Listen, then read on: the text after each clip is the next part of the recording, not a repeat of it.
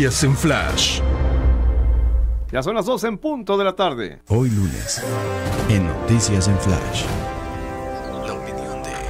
La opinión de Juan José Rodríguez Prats. Y ya está listo en línea telefónica. Lo saludamos y lo escuchamos a propósito de los comentarios de hoy. Obligado, ya sabemos, nos lo prometió la semana entrante a referirse a los 100 días del presidente Obrador, pero dejemos que él nos cuente qué trae entre manos. Licenciado, buenas tardes.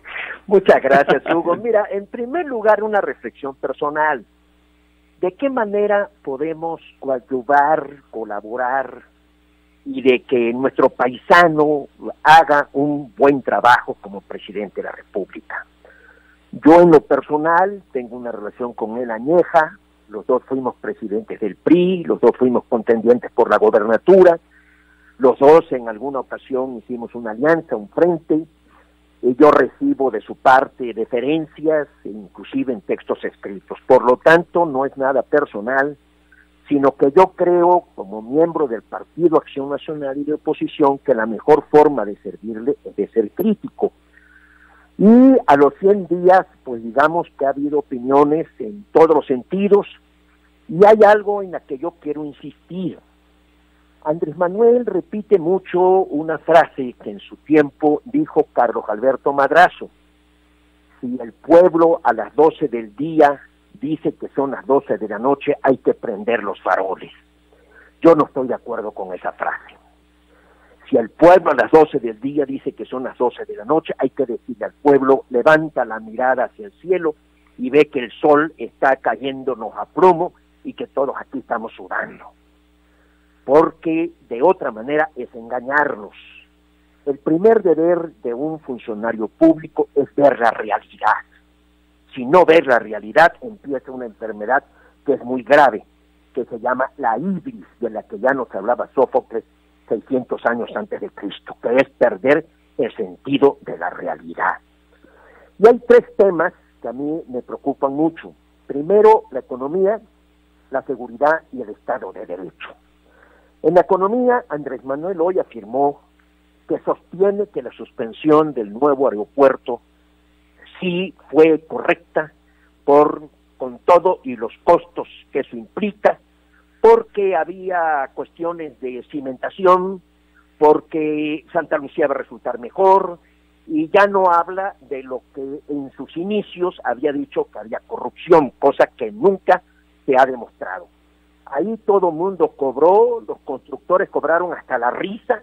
Entonces, si hubo corrupción, ¿por qué no nos da esa información? Y por otra parte, sin duda alguna, repercutió en lo que están diciendo las calificadoras de bajar los proyectos y los pronósticos en la economía mexicana. Hoy estamos hablando del 1% de crecimiento este año. Se perdieron muchísimos empleos, miles de empleos, más de 300,000 en el mes de diciembre. De la economía podemos hablar de muchas cifras.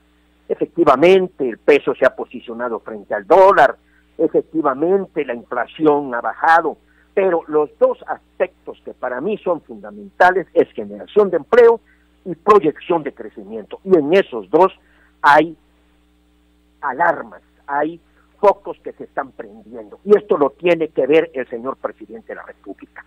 Y en eso influyó definitivamente su pésima, equivocada decisión de haber suspendido el nuevo aeropuerto. Inclusive cuando él da la declaración de la suspensión, tiene a su lado un libro que dice quién manda aquí. O sea, para mí la señal obedece a que quiso desde un principio decir aquí mando yo. Y eso se llama autoritarismo. Que me disculpe el señor presidente, pero me parece que es una decisión equivocada. No me voy a referir a varias otras equivocaciones, sino paso al tema de la seguridad. Sin duda las cifras están alarmantes. Sin duda están dándonos un aspecto de que se deteriora en forma grave lo que es la seguridad de los mexicanos. Se le está dando, cosa en la que yo discrepé, lo escribí y lo dije en los comentarios que hemos hecho contigo, Hugo y Humberto, en el sentido de crear la Guardia Nacional y concederle al presidente atribuciones en estado de emergencia en el artículo 5º transitorio, pero ya está ahí. Ya no tiene pretexto de decir que no tiene las atribuciones. Y sí esperamos que pueda haber resultados. Lo mínimo que esperamos los mexicanos es seguridad. Nadie quiere que falle en este renglón, porque todos queremos caminar por las calles con seguridad. Es el mínimo deber que el Estado nos puede otorgar. Y tercero, el Estado de Derecho. En el Estado de Derecho, desgraciadamente, Andrés Manuel, y lo puedo mencionar en muchísimas ocasiones, ha manifestado cierto desprecio por la ley. Él habla de una frase que cita mucho, que tampoco es suya, es de José María Iglesias: al margen de la ley nadie, por sobre la ley nadie. Nada, al margen de la ley nada, por sobre la ley nadie. Pero ahí está la designación de Paco Taibo, que está pasando por sobre la ley. Paco Taibo está pasando por sobre la ley al ser designado director de Fondo Cultura Económica. Lo mismo las consultas, que son falsas y que son totalmente prefabricadas y violan la Constitución. Entonces, de todo esto, y también en el aspecto económico, tenemos que insistir en algo que lo he venido diciendo. La única posibilidad de que México pueda alcanzar el autoabasto energético es a base de inversión privada. Por mucho que se le inyecte a esas dos empresas, Comisión Federal de Electricidad y Pemex, no vamos a lograr alcanzar las metas que se están programando para ese sexenio. Se están suspendiendo inversiones, y eso daña directamente a Tabasco, que son muy necesarias y que generan empleo. Entonces, ahí se tiene que esmerar y tenemos que considerar, si ya estamos hablando de que la deuda de México, del país, del gobierno, son 96,000 millones de dólares, y la deuda de Pemex son 92,000, y ahí están las calificadoras con las cuales no nos podemos pelear. Eso es como cuando se va uno a pelear al médico porque nos está diciendo un diagnóstico de un mal que padecemos. Eso es absurdo, no nos podemos pelear con los árbitros, y mucho menos en la globalización en la que ya vivimos, y nos están indicando que hay señales graves. Entonces, yo sí, y hoy precisamente hay un artículo que me pareció excelente de Jesús Silva Herzog, en donde habla del primer deber de un gobernante, que es ver la realidad. Yo sí quisiera pedirle a nuestro paisano, al señor presidente, al que ha llegado por primera vez alguien, aunque hubo un interino en Campeche, Francisco S. Carvajal, pero es el primero del sureste que llega a la presidencia de la República, y que todos deseamos que sea exitoso, pero yo sí le insisto en que vea la realidad.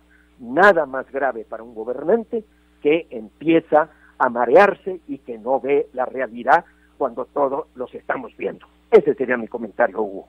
A propósito de los 100 días también, el equipo que acompaña al presidente desde su óptica, desde el análisis, pues, debe mantenerse. Ya sabemos que es una facultad del Ejecutivo, pero dado los resultados que ofrecen, ¿deben mantenerse? ¿Debe renovarse? ¿Cómo lo ve? Desde el momento en que le integró, lo veo como un equipo no idóneo. No se está rodeando de la gente más capaz. Por lo regular, y te puedo decir que son casi todos los casos, es gente que son partidarios de él desde hace muchos años o en campaña. Yo te quiero decir que al viejo PRI, que lo criticamos, conozco muchísimos casos de que los presidentes fueron a llamar a gente que no habían sido sus partidarios, pero que correspondían al perfil de los cargos. Y en este caso, yo veo en la mayoría de los casos, rarísimas excepciones, que no están los mejores al frente de las dependencias en uno de los momentos más difíciles que el país está viviendo. Inclusive hoy que hablan de evaluaciones, el único que parece que se le considera que ha tenido una calificación aprobatoria es Carlos Ursúa en la Secretaría de Hacienda. De ahí inclusive se habla de que ya muchos manifiestan cansancio y que deben ser renovados en los cargos que desempeñan. Bueno, pues así las cosas, licenciado, desde su óptica. Le agradezco el comentario, como siempre. Hasta la próxima semana. Muchísimas gracias, Hugo. Un abrazo. Gracias y buenas tardes. Ya son las 2:10. Aprovecha esta oportunidad. Casas nuevas en el fraccionamiento.